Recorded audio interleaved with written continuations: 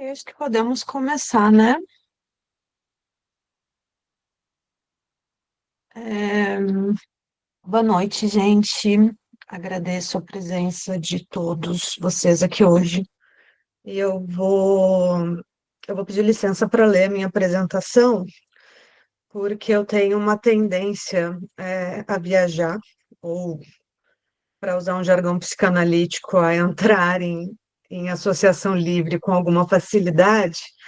E aí, sabe lá onde é que eu vou parar e quanto tempo, né, eu vou levar. Então, eu vou ler até para a gente poder ter um tempo para conversar depois, né? Bem, quando eu recebi o convite, né, do CIPSE para apresentar esse seminário, foi me pedido um título para apresentação. E na hora eu disse, vou falar sobre histeria antes do Freud, né? Com a ideia de que em seguida eu fosse elaborar um título menos genérico, né, e certamente menos amplo, né, do que esse, mas acabou que ficou esse título mesmo, e eu vou fazer um esforço aqui de tentar abranger alguns milênios de história em 40 minutos, né? Então vamos ver no que vai dar, né, isso.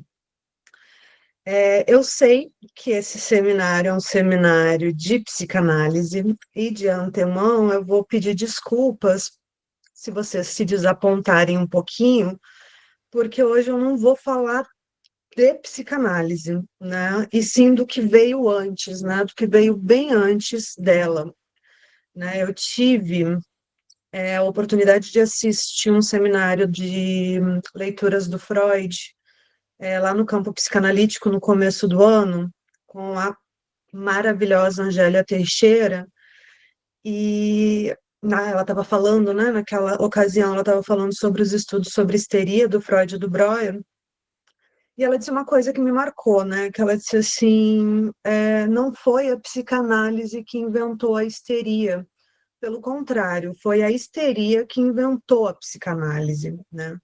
E é com esse espírito que eu convido vocês a fazer esse tour comigo aqui no, né?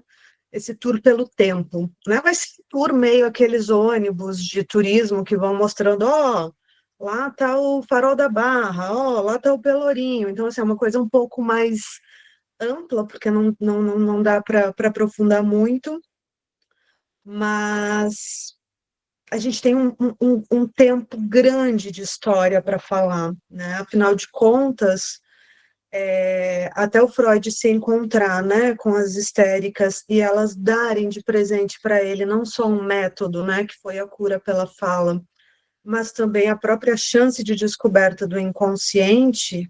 Nós temos cerca de 2.000 anos, né, de história, ou talvez 4.000, se a gente for levar outras perspectivas em consideração, né? Então, desde as primeiras menções à histeria, né, ainda na antiguidade, até as famosas lições de terça-feira do Charcot na Salpêtrière, é bastante tempo, né? E essas lições de terça-feira, que vão ser onde eu vou parar, né, que vai ser antes de chegar no Freud, né? E essas lições que o Freud teve a oportunidade de assistir, e a partir daí, então, desviar de caminho, né? Deixando de lado, talvez, aquele interesse que ele tinha em se tornar um neurologista, e aí sim podendo se enveredar por um outro lugar com a criação da psicanálise, né? Obviamente, eu não pretendo repassar esses 2.000 anos ou mais aqui, e nem vou falar, né, sobre todos os personagens importantes nessa história, porque isso exigiria um conhecimento que eu não tenho, né, e um tempo que nós também não temos, né? Eu não sou uma especialista, eu antes sou uma curiosa da história, né? E porque eu gosto muito de uma ideia, e até para usar um pouco uma metáfora do Freud, que é a metáfora da arqueologia, né, de ver o que tinha antes, né, do que estava ali um pouco mais abaixo nessa história, né. De todo modo, eu gosto de começar pelo começo, e para isso nós vamos precisar nos reportar à antiguidade, né, uma vez que a história da histeria vai caminhar lado a lado com a história da medicina ocidental. Então, o termo histeria vem do grego histéria, né, que significa matriz, útero, né? O Hipócrates, no século IV antes de Cristo, nas suas obras completas, ele vai dedicar muitas páginas às doenças das mulheres, né? Ou a ginecologia e os inconvenientes que afetavam as mulheres, e dentre esses inconvenientes vai ter aquilo que ele vai chamar de sufocação da matriz, né? Tal infortúnio aconteceria em mulheres cujo orifício do útero fosse muito estreito, impedindo a passagem dos fluidos, leia-se o sêmen, né? Entre aquelas que não tivessem mais o ato sexual entre as suas práticas, como as viúvas e as solteironas, por exemplo, e entre as que não tivessem filhos ou tivessem o ventre vazio. O ato sexual, então, seria fundamental para que a matriz ficasse úmida, né? Se mantivesse num bom funcionamento, né? Do contrário, ela ficaria seca, fria e leve, né? Perderia o peso.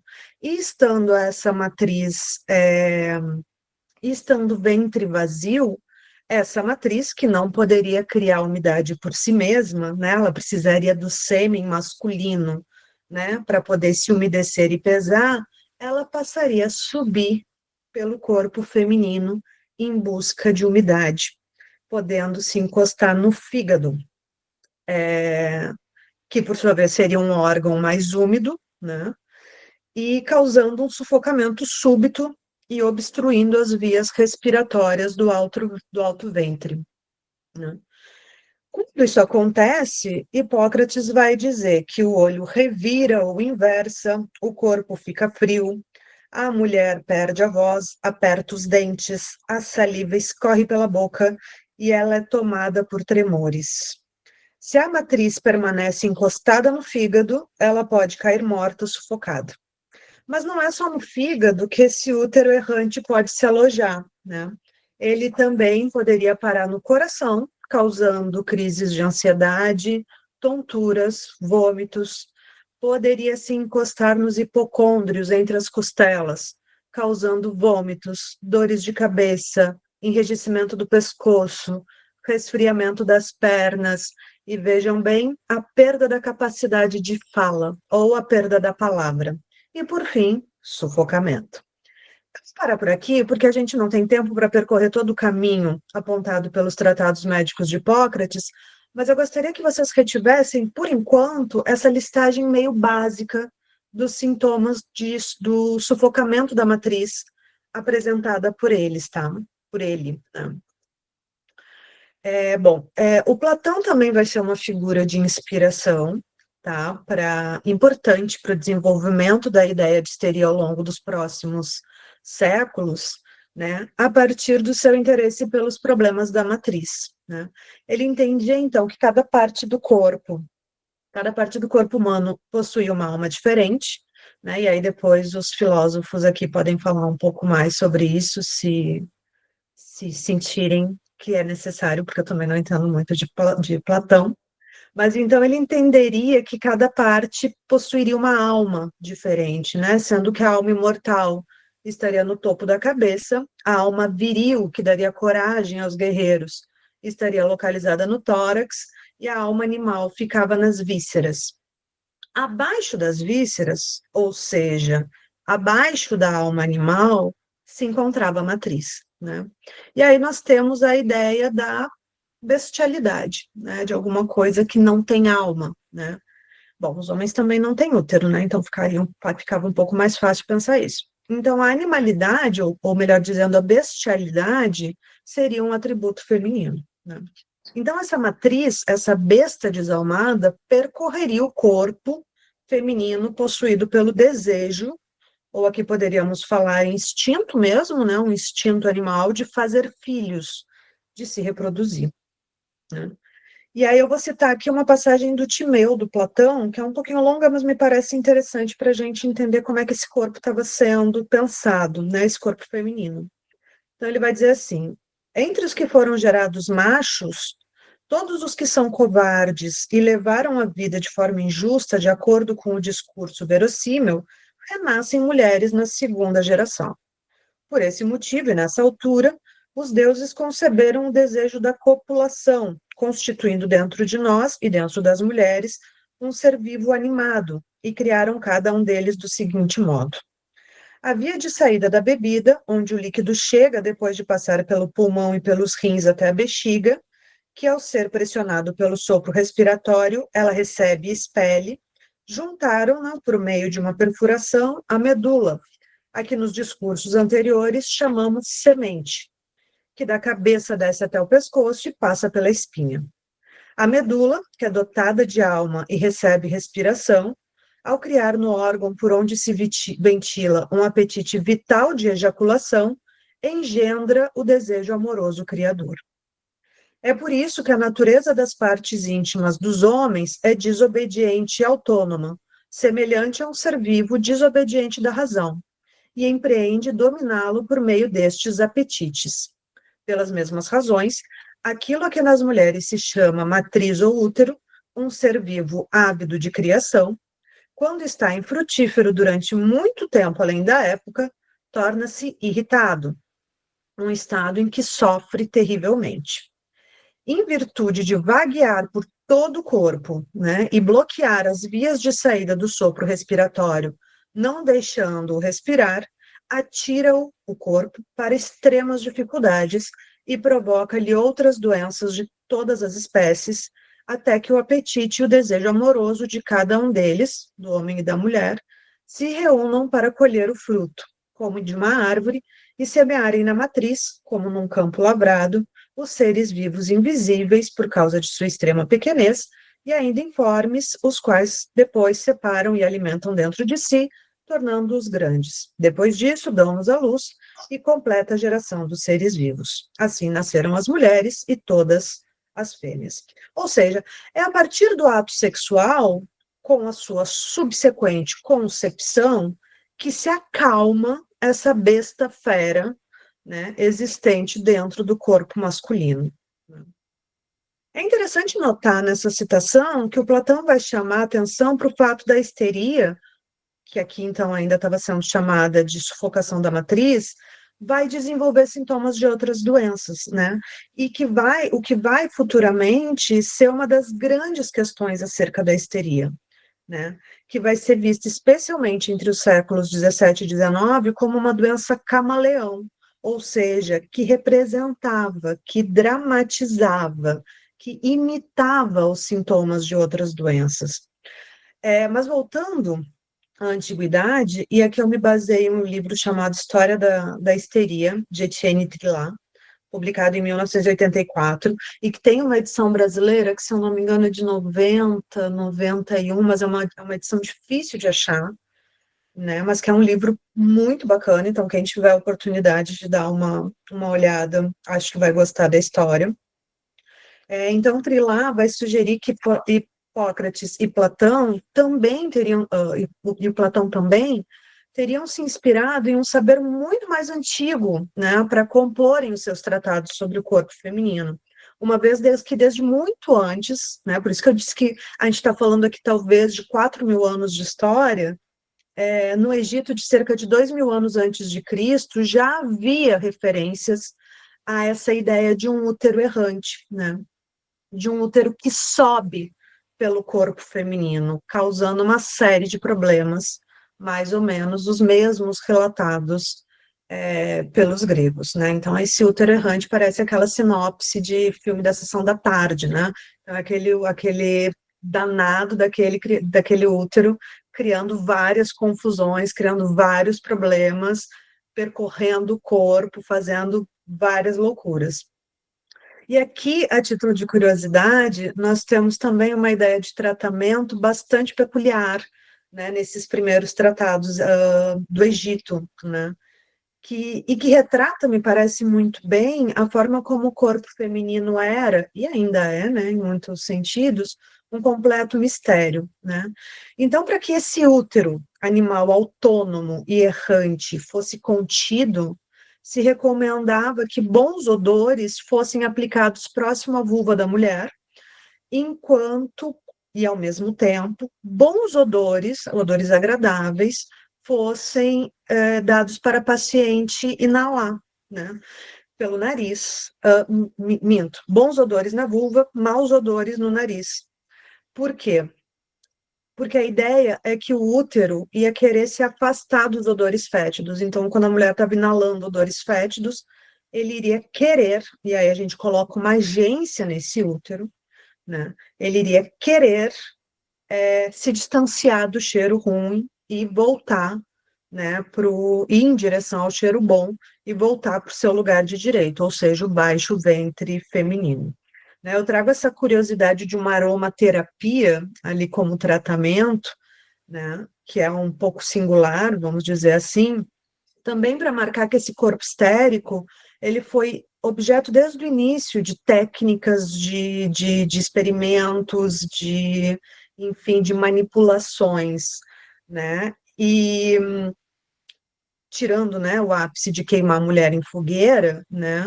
A inalação de odores fétidos até que não é nada tão grave assim, né? Até que estaria, digamos que dentro de um tratamento ok, né? Mas então, essa ideia de útero errante, de um útero que se movimenta e que se desloca, né, como um ser autônomo, vai ser rechaçada somente no primeiro século depois de Cristo, né, com um outro médico, né, que a gente poderia entender como médico, que foi Galeno, né, que foi o famoso médico dos imperadores romanos, e que vai entender, então, que não é o útero que se desloca, e sim os seus humores. Para Galeno, que já trabalhava com vivisecação de animais, e vale lembrar aqui que a gente está falando de uma época na qual não existia ainda a possibilidade de dissecação de corpos humanos, né? Então as noções de anatomia eram precárias, né, para dizer o mínimo. Então, Galeno, a partir da vivissecção de animais, vai ter uma ideia dessa anatomia, né? Então, ele vai deduzir uma anatomia humana e vai desenvolver, então, ao perceber que não existem órgãos que ficam lá se movimentando, ele vai desenvolver a teoria dos humores, né? Então, para ele era claro que essa matriz não andaria pelo corpo, mas então ela produziria, quando irritada, uma série de humores, e esses sim poderiam se deslocar, causando diversos males. Então, para ele, a sufocação da matriz ocorreria pela retenção do esperma feminino. E essa retenção ocorreria pelo quê? Pela falta da prática do coito, né? O que fazia com que esses humores tivessem que ser descarregados internamente, e eram eles, então, que iriam se deslocar, atingindo os centros nervosos e causando os distúrbios já descritos. Esses mal-humores, inclusive, poderiam ser comparados ao veneno de certas espécies. Afinal, alguns dos sintomas apresentados, especialmente as paralisias, tremores e convulsões, eram bastante similares aos sintomas apresentados pelo envenenamento causado pela picada de alguns animais peçonhentos, como algumas aranhas e escorpiões, por exemplo. Então, a gente já não tem mais um útero errante, mas a gente tem um útero venenoso, né? De todo modo, nós já temos nesses primeiros registros do que viríamos a chamar de histeria, lembrando então, né, que na antiguidade a gente ainda está falando de sufocação da matriz, a sua principal característica, que seria o quê? Essa gama de sintomas muito variados, né, que imitam, né, e aqui vamos manter esse termo, né, do imitar, da imitação, que imitam outras perturbações e que acometiam as mulheres, né? Então, nós já temos a dificuldade de respirar, a sensação de sufocamento, a fala comprometida, a paralisia ou enrijecimento de partes do corpo, os desmaios, a perda de consciência, as tonturas, etc, etc, etc. E, especialmente, nós temos uma incapacidade de controle desse corpo, né? Desse corpo feminino. né? E outra coisa importante, né, que a gente vê até aqui é a clara ligação observada entre a histeria e a vida sexual das mulheres, né? O Hipócrates, ele sugere, inclusive, um tratamento para as histéricas. E qual seria esse tratamento? Além da inalação dos odores fétidos lá, que se aprendeu com os egípcios e se manteve, né? Então, o tratamento seria o casamento para solteiras, a prática sexual rotineira para as casadas, a fim de manter o útero barra matriz úmido e no lugar, né? Então, para esse útero ficar ali quietinho, bonitinho, tranquilinho no seu lugar de direito, ele tinha que estar ali tendo o acesso à umidade do sêmen, então tinha que ter um coito ali rotineiro, né? E a gravidez para as viúvas, né? Então, agora, mantendo em mente essa imagem de um corpo feminino, e aí eu vou abrir um parênteses aqui para lembrar que a psicanálise, a partir do seu desenvolvimento com Freud, e depois, especialmente com Lacan mais tarde, vai acabar se distanciando um pouco do corpo, né? Esses dias, até num dos nossos encontros ali no CIPSE, a gente estava discutindo um pouco a polêmica, né, entre o termo instinto e pulsão, né? Porque que umas traduções vêm com instinto e outras vêm com pulsão, né? E esse acaba sendo um ótimo exemplo para a gente pensar como a gente vai no discurso psicanalítico se distanciando do que é animal, né? E do corpo, né? A gente vai se distanciando um pouco do corpo a partir do momento que vamos nos aproximando da ideia de um sujeito do inconsciente, né? E essa não é uma discussão nova, né? Desde o começo da história da histeria, como a gente vai ver, e que vai ser, né, a charrete, digamos assim, né, que vai levar o Freud até a descoberta do inconsciente e, por consequência, a invenção da psicanálise, era o corpo que estava em questão, né? Era como esse corpo respondia ali a alguma coisa que não estava sendo vista, né? Ao que não estava dado, né? E era ele que mostrava aquilo que não se podia conceber, né? Mas enfim, deixa eu voltar aqui para a história para não ir muito longe.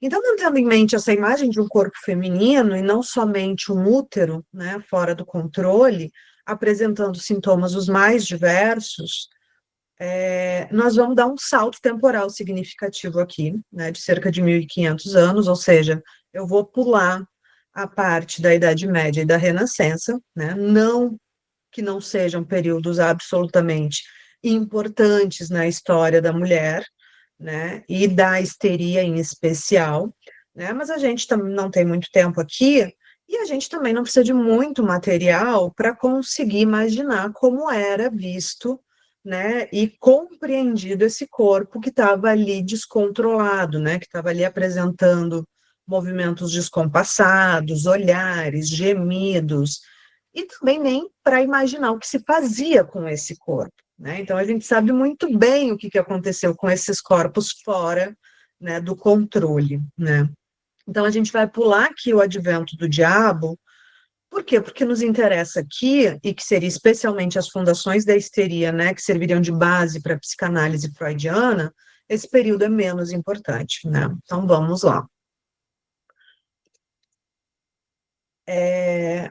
Trillar, Etienne Trillar, ainda nesse livro que eu mencionei, que é a História da Histeria, ele vai afirmar que o termo histeria vai aparecer novamente na literatura médica somente no final do século XVII, com Thomas Sydenham, que era um médico inglês, famoso também, e que vai recuperar a ideia de histeria dos gregos. E lembremos que há uma retomada dos gregos ali no século XVI e XVII, especialmente no que diz respeito Sydenham vai pegar, né? Especialmente o que diz respeito à quantidade de características somáticas dos sintomas descritos, né? E que vão ser vistos por Sydenham nas suas próprias pacientes. Então, toda aquela gama de sintomas, né, que o Hipócrates traz, e depois o Galeno também, os tremores, as paralisias, as convulsões, a perda da fala, o enrijecimento muscular, é, tudo isso vai ser visto por esse médico inglês também no século XVII, né?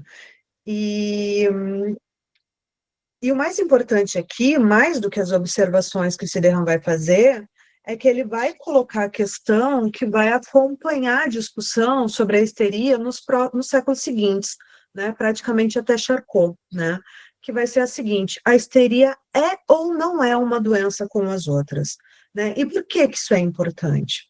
Né? Porque como a gente viu, ou melhor, a gente não viu, mas a gente sabe, durante mais de 1000 anos depois de Hipócrates e Galeno, a medicina, ou aquilo que hoje a gente pode entender como uma medicina naquela época, dividiu o espaço e o tempo, só não dividiu a popularidade, porque nesse quesito ela perdia bastante feio, né?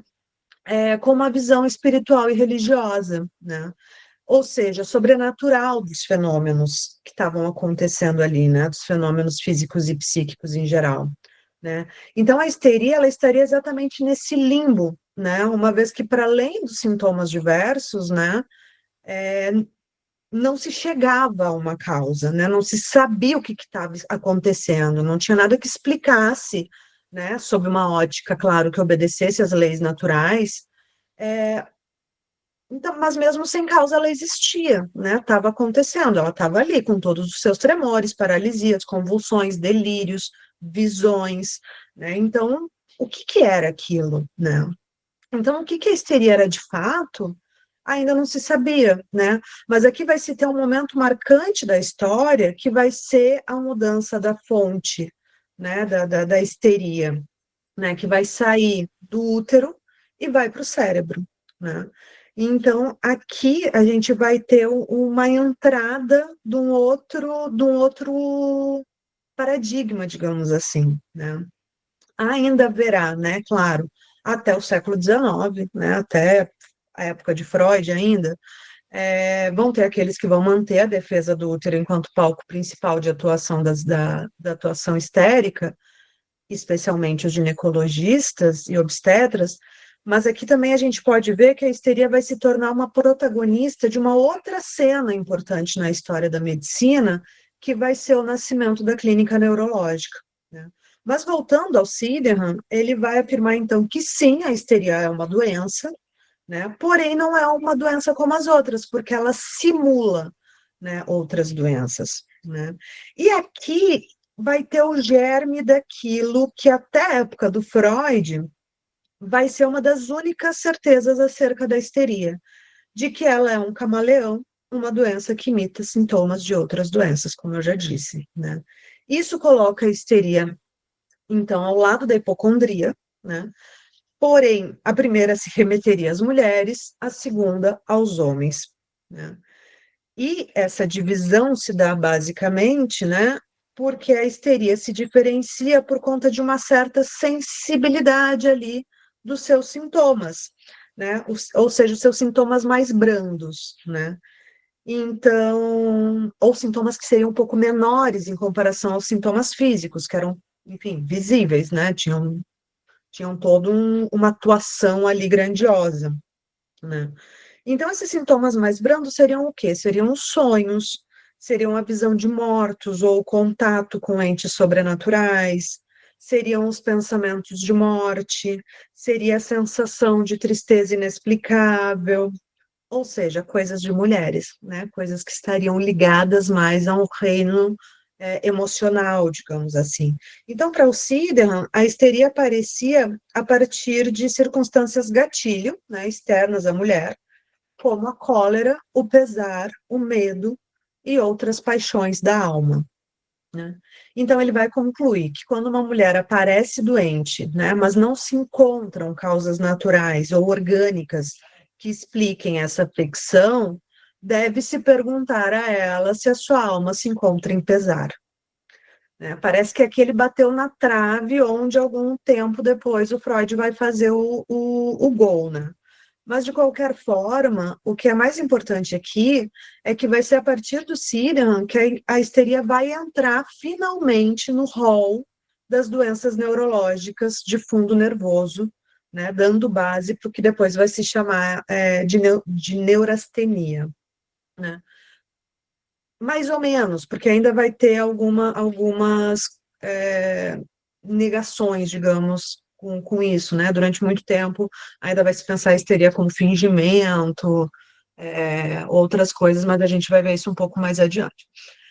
A Júlia Borossa, em um livrinho piquititito chamado Histeria, vai assinalar que a virada do século XVIII para o XIX vai ser, né, um período de grandes revoluções históricas, sociais e culturais na sociedade europeia, e também vai ser um período no qual a histeria vai começar a adentrar em outros espaços, né? Então, ela vai sair da clínica, né, da clínica neurológica, e esses outros espaços vão marcar também o entendimento sobre a histeria, né? Então, os temas como degenerescência, hereditariedade, assim como a ideia, né, de um ser humano dividido entre um eu superior e um eu animal, que precisa, né, ser controlado, tudo isso também vai entrar no caldeirão onde a histeria está, né?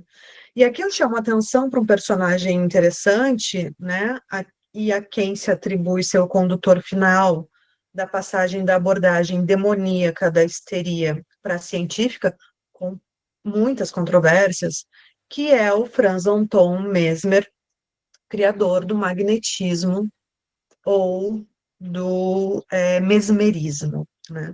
Eu nem ia falar dessa figura aqui, mas eu acho que ele tem uma importância aqui, porque de alguma maneira ele vai estar ligado ao que depois a gente vai entender por hipnose, né? Mas vamos lá. O Mesmer acreditava na existência de um fluido, e aqui as relações com os humores do Galeno não é mera coincidência, né? Vamos lembrar que estava sendo retomado esses médicos da antiguidade, né? Então, existiria nos corpos um fluido magnético que circularia por praticamente todos os seres vivos, e todas as coisas, né? Se esse fluxo fosse interrompido, a pessoa ficaria doente, né? A cura se daria através da boa relação entre paciente, e eu nem preciso dizer que a maioria das pessoas que estavam lá com o fluxo interrompido eram mulheres, né? E o profissional mesmerista, que ajudaria, através da sugestão e do toque, a desobstruir esse fluxo. Nem na época isso foi levado muito a sério, né? Foi tomado lá pelo espiritismo, pelos kardecistas, virou um bololô. Mas isso aqui nos interessa porque o Mesmer ele vai afirmar que conseguia curar as histéricas através do seu magnetismo, né? Então, ao colocar a sua mão sobre a cabeça ou a outra parte do corpo da paciente, a energia da pessoa seria canalizada por Mesmer e se o fluxo magnético fosse para a cabeça, ela entraria em um estado de sono profundo, no qual ela teria acesso às profundezas da sua mente, conseguindo alcançar memórias e conhecimentos que ela não sabia ter, e inclusive verdades sobre o mundo exterior a ela.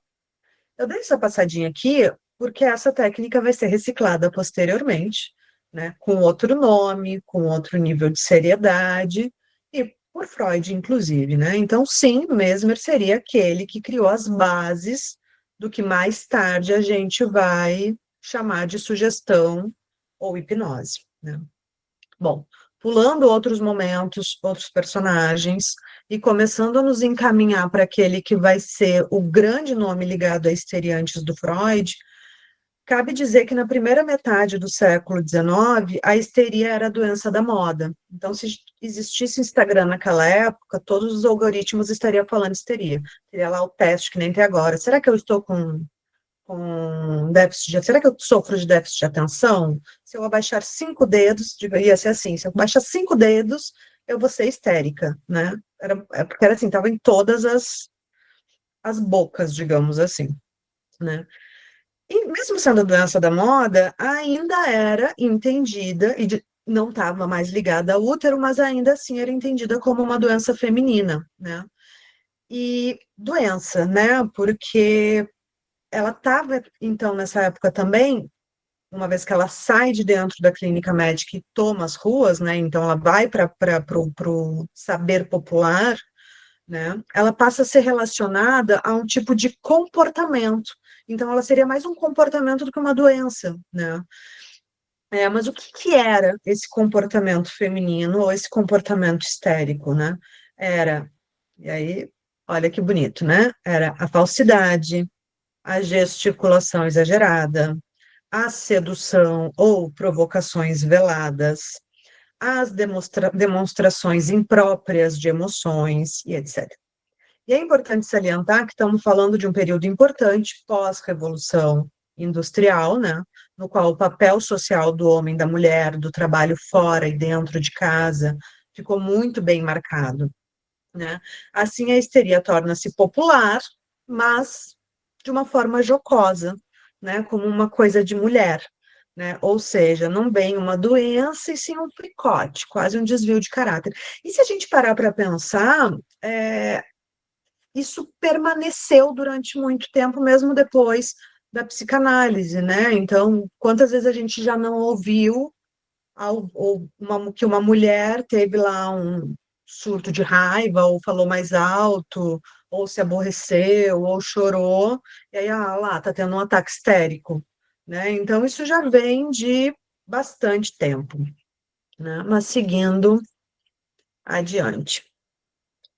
Vai ser, então, na segunda metade do século XVIII, com um médico francês chamado Jean-Martin Charcot, que a histeria vai ganhar, então, finalmente, o status de protagonista da medicina neurológica francesa, naquilo que vai ser conhecido como o espetáculo da histeria, né?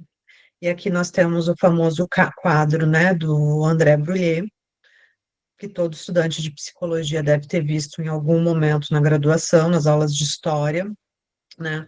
E que retrata uma das famosas lições de terça-feira, né, do Charcot na Salpêtrière, e que foi e foi a Salpêtrière, né, o palco desse espetáculo que colocou a histeria, digamos, no top 3 ali dos assuntos mais falados entre os cientistas do século XIX, né?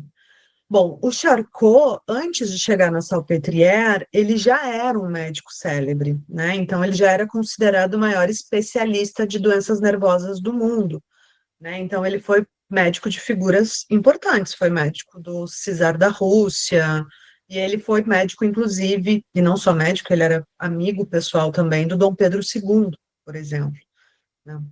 Então, ele já era essa figura de destaque quando ele entrou no Hospital da Salpêtrière, em 1862.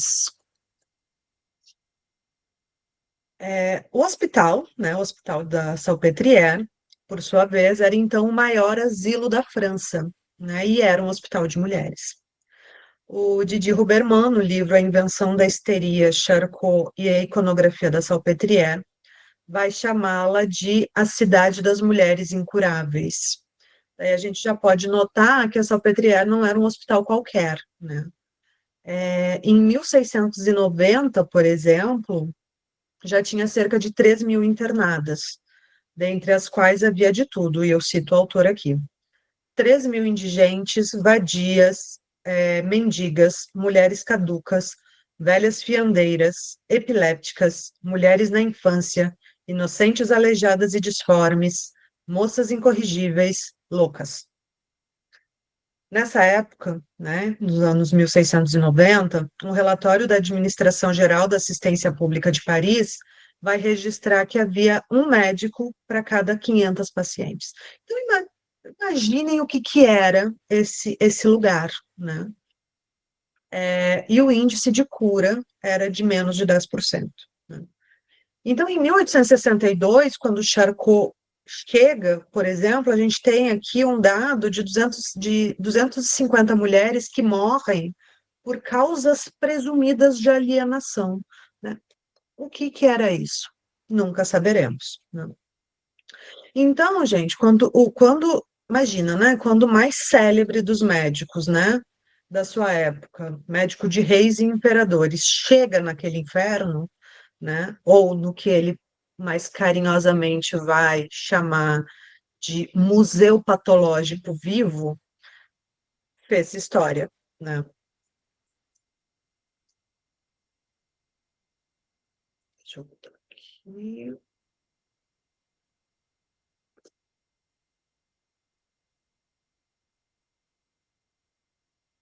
Buenas. Então, a gente está falando aqui que o hospital, né? tava lá aquela loucura, né? Então o Charcot chega com uma tarefinha bem tranquila de é, dar jeito naquilo, né? Basicamente. Né? Então, a primeira grande mudança do Charcot na Salpêtrière foi separar das alienadas as histéricas e as epiléticas, né? Em meados de 1870, mais ou menos. Então, ele vai criar para esses dois grupos, né, de histéricas e epiléticas, um setor especial e passa a chefiar esse setor. A histeria e a epilepsia eram, então, as duas grandes neuroses que ele analisava, né? Nas quais os pacientes apresentavam quadros convulsivos sem lesões cerebrais aparentes, ou seja, em cujas autópsias não aparecia nenhuma lesão cerebral, né? E é bom a gente lembrar aqui que o Charcot, antes de mais nada, ele era um grande anatomista, né? E é por isso mesmo que o Freud vai estudar com ele, né? Como a gente vai ver daqui a pouco. Mas isso é importante porque até então parava no ar a ideia de que a histeria seria um quadro de simulação, como eu estava dizendo, ou de exagero das emoções, né? Então não estava entrando ainda muito no quadro das doenças, né? Mesmo com o Siderhan tendo dito não, é uma doença, mas isso ainda estava ali meio, será? Acho que não, né? Então ela ia para o quadro de alienação, né? Mas o Charcot ele não se convence disso e passa a aplicar o seu método anátomo-clínico, né? O que que é isso? Bom, ele observava clinicamente as histéricas. E quando essas histéricas morriam, ele fazia, né, a autópsia do cérebro em busca de lesões que justificassem o comportamento, né, daquele quadro durante a vida. Bom, isso grosso modo, né, porque na prática as observações clínicas do Charcot eram, para dizer o mínimo, bastante minuciosas, né? Então, ele chamava as pacientes até o seu consultório, solicitava que seus assistentes as despissem e as observava em silêncio. E aqui eu vou fazer um outro parênteses bem rapidinho, porque tem um outro personagem aqui que eu não trouxe, mas que eu acho que é interessante a gente dar uma pincelada nele, que é o Pierre Janet, que foi um aluno do Charcot, né? E de quem ele se distanciou por contrariedade, enfim, não concordava com os métodos do Charcot, né? E ele acreditava que existiam, sim, causas psíquicas ou subjetivas por trás da histeria, e começa a fazer um tratamento, ele vai depois para o hospital de Nancy, ele sai da Salpêtrière, então ele começa a fazer relatórios com o que as pacientes falavam, né?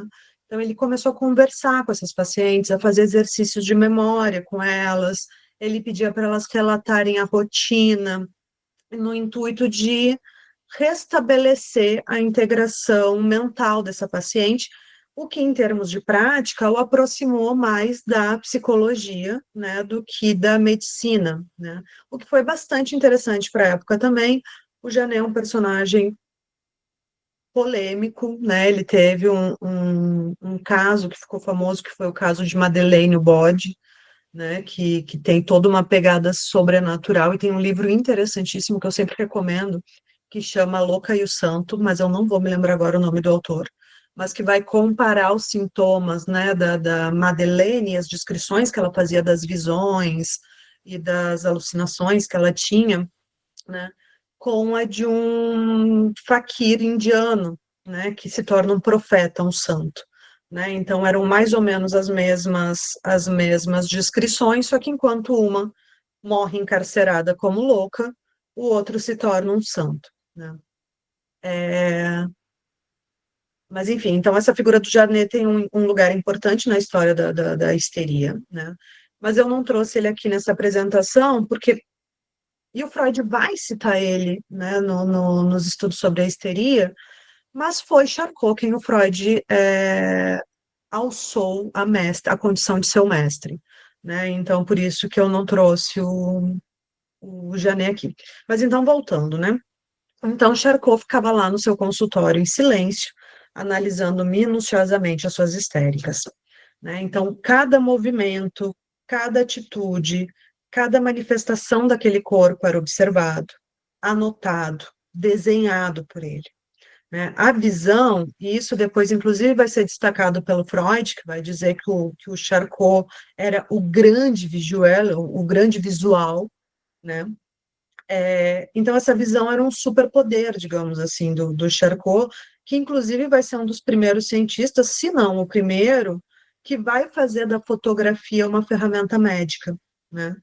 E depois eu vou mostrar para vocês algumas dessas fotos. Então, essa observação minuciosa e sistemática vai levá-lo a concluir que a histeria não era uma simulação, né? Não era um drama feminino, né? E não era alienação tampouco, né? Era uma condição neurológica real, com sintomas psíquicos e sintomas físicos facilmente observáveis, mesmo que não tendo causas orgânicas observáveis, né? Então, mesmo sem lesões no cérebro ou lesões neuronais, e vamos lembrar que ele passou muito tempo buscando uma lesão, a lesão anatômica da histeria, né? Era claro para ele que a histeria vinha de um distúrbio no funcionamento neurológico, ou seja, as histéricas estavam de fato doentes e deviam, né, mereciam ser tratadas pela medicina, né? E, aliás, vai ser o Charcot também que vai chamar atenção para o fato, né, ele vai fazer essa declaração, né, de que a Inquisição queimou mulheres doentes e não feiticeiras, né? Outro avanço da era de Charcot foi a tese de que homens também poderiam ser acometidos pela histeria, né? O que para nós, especialmente, é importante em um aspecto, né? Que vai ser o de finalmente, e aí aqui acaba, né? A ideia de que o útero, que estaria no útero, a origem da histeria, né? Bom, Charcot, então, diagnosticava a histeria a partir de dois fatores principais, né? E o primeiro deles era a hereditariedade, né? Ele dizia, e aqui eu cito, na área da patologia neurológica, é impossível a geração espontânea, e nada nunca vem de lugar nenhum. Existem sempre antecedentes patológicos. A histeria não cresce sozinha como um cogumelo. O outro fator diagnóstico importante era a propensão à hipnose, né? Então, Charcot vai afirmar que a histeria resultava da alteração do sistema nervoso, podendo ter fundo hereditário ou degenerativo, e poderia ser disparada por traumas ou choques mecânicos. Seria essa alteração nervosa que provocaria a alta sugestionabilidade dos histéricos, permitindo que eles fossem facilmente hipnotizados. Aliás, é o Charcot que vai recuperar a hipnose da mão dos charlatães e trazer para dentro dos estudos médicos, né? Então, a hipnose para Charcot, ela não teria fins terapêuticos em si, né? Ou ao menos não seria essa sua grande finalidade, né? E vai ser aí que ele vai se afastar do mesmerismo, né? Mas a hipnose teria fins de estudo, né? Por quê? Porque sob sugestão, Charcot podia analisar e demonstrar nas suas lições de terça, na Salpêtrière, como eram os ataques histéricos, né? Então, as histéricas seriam facilmente hipnotizáveis, e Charcot fez o bom uso da hipnose nas suas famosas lições de terça-feira, nas quais hipnotizava histéricas e apresentava seus corpos tremulantes a uma plateia de interessados. E, gente, eu trouxe um trecho de um filme que chama Augustine, que é um filme francês de 2012, se eu não me engano, né, e que vai mostrar um pouco de como seriam essas lições de terça-feira, com toda a licença poética, artística e, enfim, imaginativa do diretor, né? Mas eu acho que seria interessante a gente dar uma olhada. É uma cena rapidinho, tem 5 minutos. Tudo bem se eu passar um pouquinho, gente? Não vou demorar muito mais do que isso, não. Como é que tá para vocês? Rola? Rola? Tudo bem. Massa. Vou passar para vocês, então. Agora só deixa eu ver como é que eu faço para compartilhar outra tela.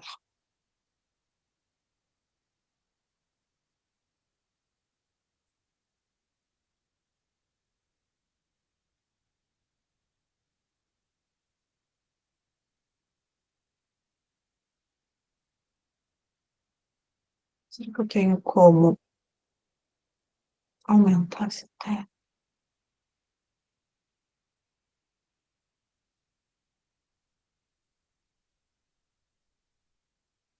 Aqui. Estão vendo, gente? Sim, sim, sim. Mas...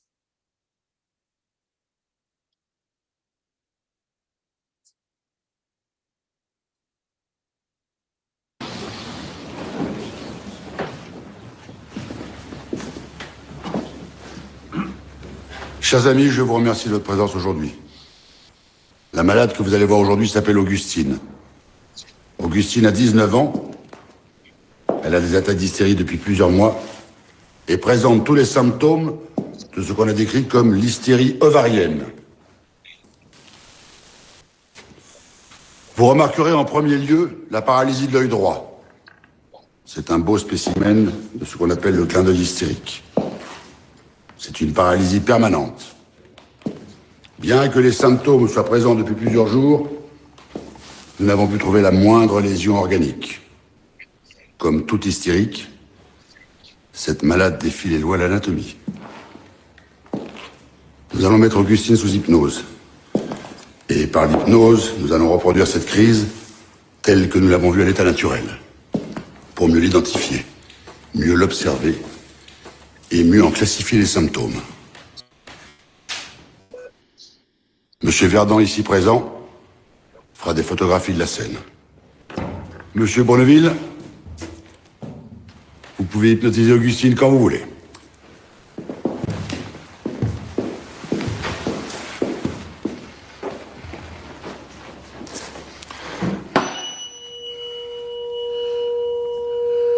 Augustine, regarde le miroir. Regarde la lumière dans le miroir. Suis-la.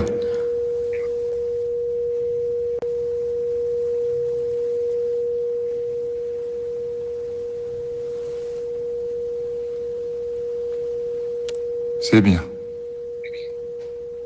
Encore. Fixe-la. Fixe-la bien. Maintenant.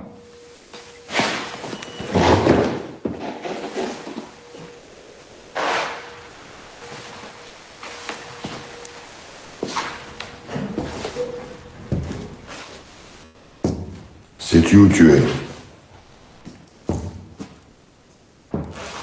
Je sais pas. Connais-tu la Salpêtrière? Oui. C'est l'hôpital où on me soigne. Connais-tu ce monsieur?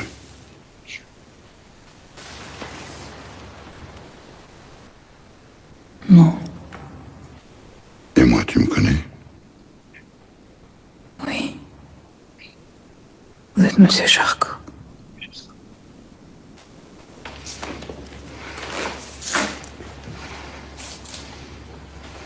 Regardez les plumes du chapeau.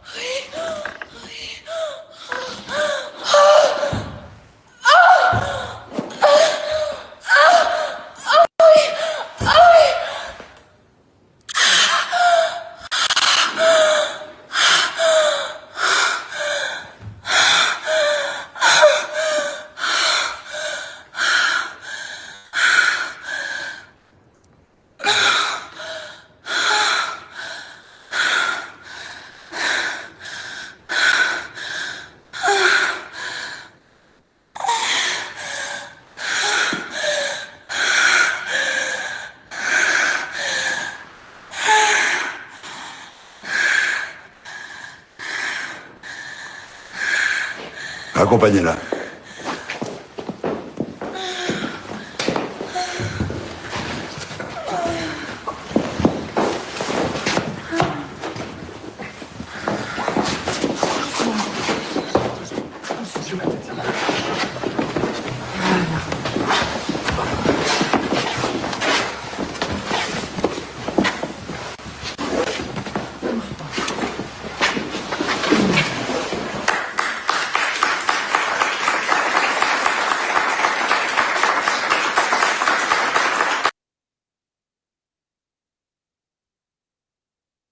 Bom, então aqui a gente tem é, esse, essa representação, né,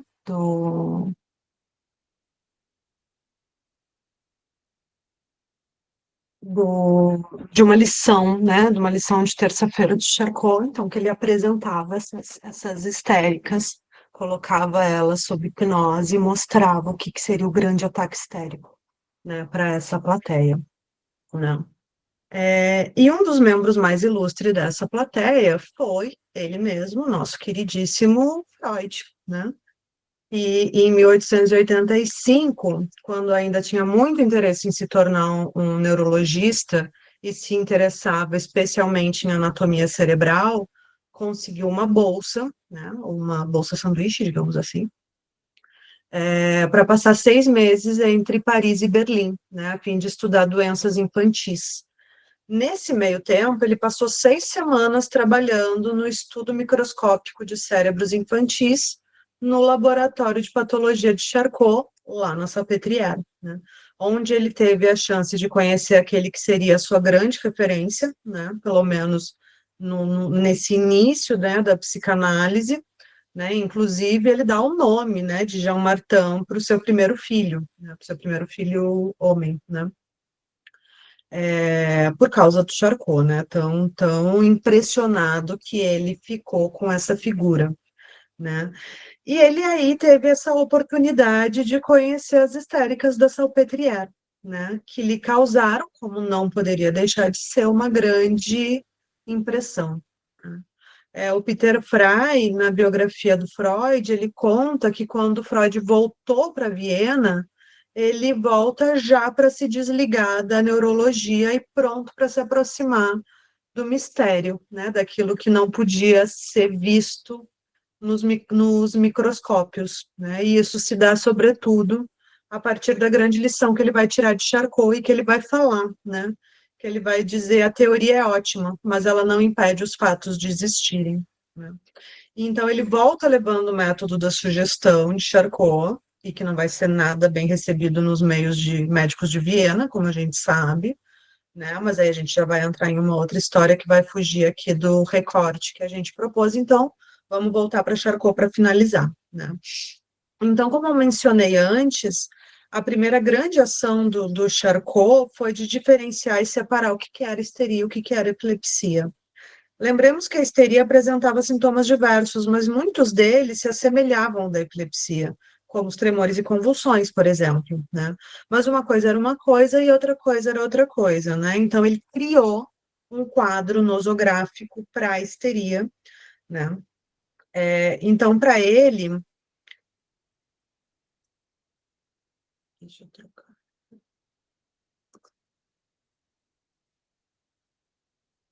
Então, para ele, a histeria ia possuir 4 fases, ou melhor, o grande ataque histérico possuiria 4 fases, né? Mas antes do início do ataque, viriam as auras, que seriam uma espécie de prólogo, digamos assim, do grande ataque. Esse termo auras me faz sempre pensar, para quem já teve aqui o desprazer de ter uma crise de enxaqueca, por exemplo, me faz sempre pensar daquele início, né? Quando ficam aquela aura, aquelas luzinhas piscando, né? Que vem como um pisca-pisca e que avisa, né, de certa forma, que vai vir um ataque, que vai vir a dor. Então, para o Charcot, haveria um prenúncio da crise, né, e que poderia apresentar, além das alterações visuais, algum zumbido no ouvido, algum formigamento nas extremidades, ou outras sensações corporais, como calor, como frio, como pressão, etc. Também podia apresentar alguns tremores ou espasmos mais discretos, e então tinha-se início o grande ataque, né?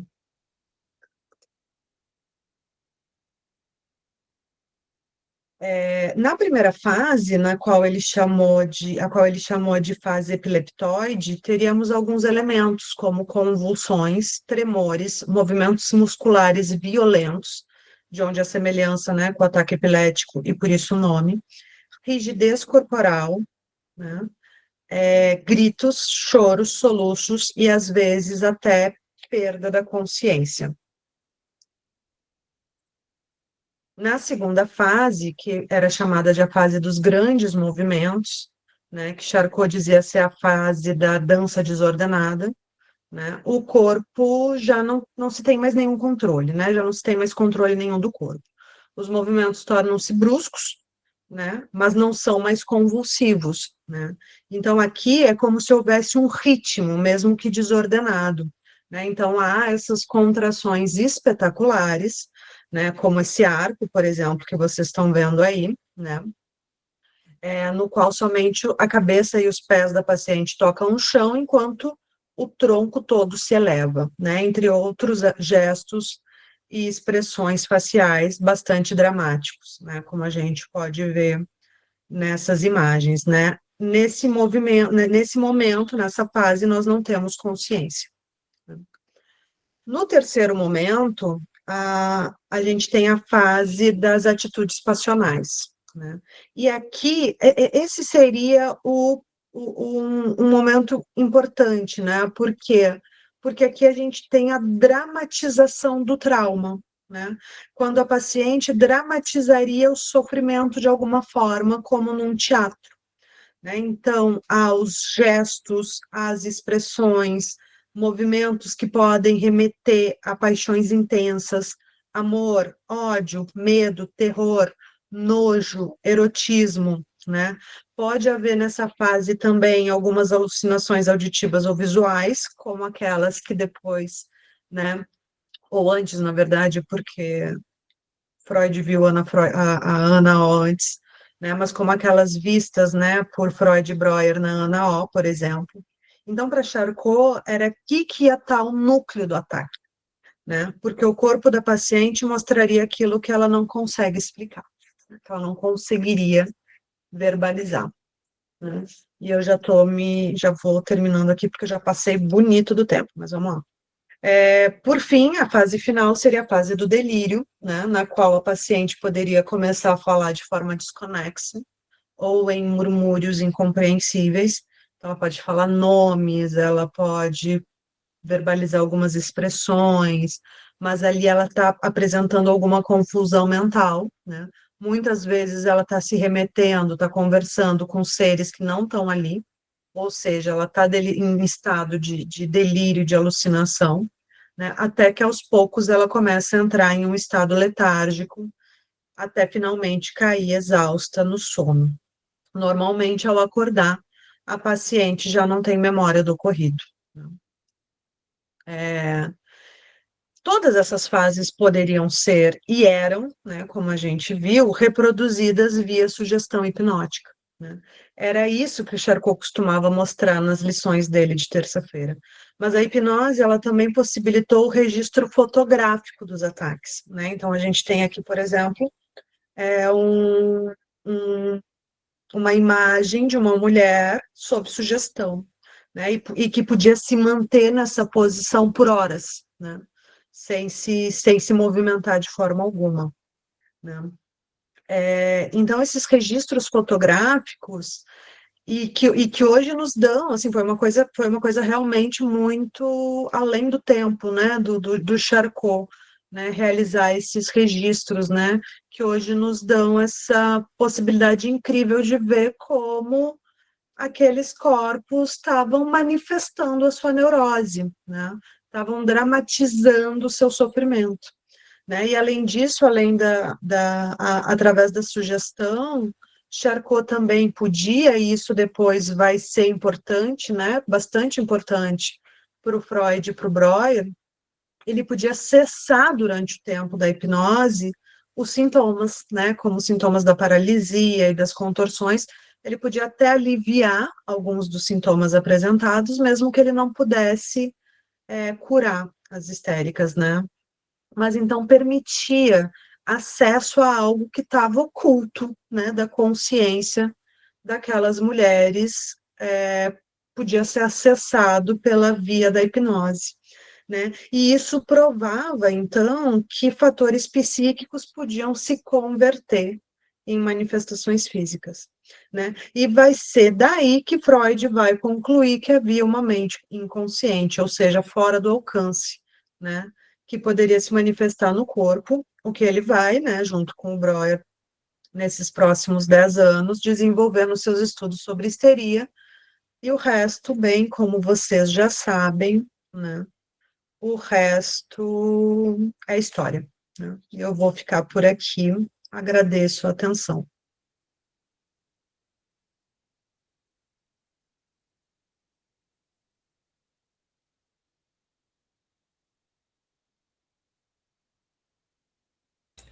Se alguém quiser fazer alguma pergunta, algum comentário.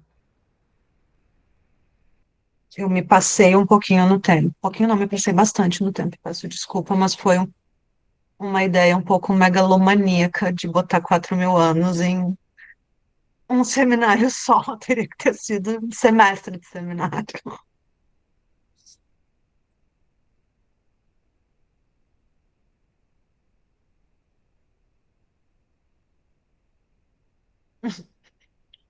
Eu passaria também, gente. Eu acho esse assunto fenomenal. E para mim dada, né, minha formação que vai ser, né, em história da psicologia, para mim é muito, é quase impossível separar, né, a obra da sua época, né, da onde ela vem, né? Então, hoje, por exemplo, né, quando eu vi hoje não, né, algum tempo atrás já que eu estava olhando essas fotos da Salpêtrière, eu fiquei horas olhando as fotos, e eu recomendo, eu passo depois para vocês também, tá no site da Yale, que eu coloquei nos slides, tem fotos incríveis do Charcot, ele fez um registro, assim, inacreditável, é muita coisa, é muito registro, tem desenho dele, enfim, foi uma coisa assim fantástica que ele fez. Né? Posso colocar, peraí, que eu vou até passar,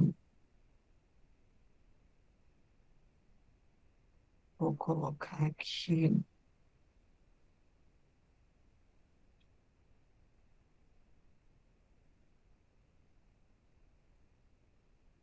Tem aqui, deixa eu ver se eu pego um que esteja maior. Dá para ver, Maria Eduarda?